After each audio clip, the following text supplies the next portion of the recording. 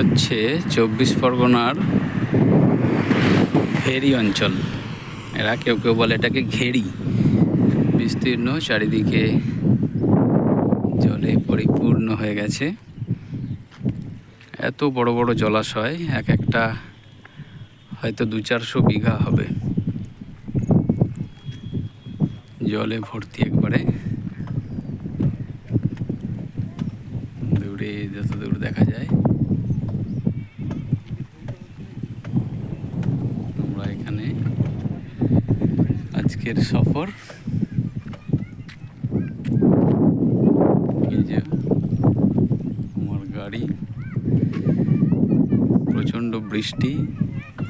এটা ভিডিও করবো 2-10 মিনিট, তারও অবকাশ পাওয়া যাচ্ছে না, এত বৃষ্টি হচ্ছে। এই বৃষ্টি এখানকার সম্পদ, এতেই ভেরির চাষবাস। আমাদের ওখানকার মতো এখানে ধান বা অন্যান্য ফসল বিশেষ হয় না, শুধুমাত্র এই মাছ চাষের উপরে এখানকার অর্থনীতি। এই গাছটার উপরে বসে আছে, মাছ খেলে কোনো বাধা নেই, কিন্তু আমাদের ওখানে পুকুরের ওপরে জালতি দেওয়া থাকে যাতে পানকৌড়িরা মাছ খেতে না পারে। মাছ গুনে ফেলা হয়।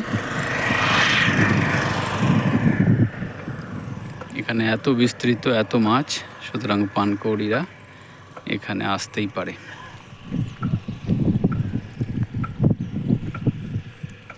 এই পর্যন্তই আজকের মতো।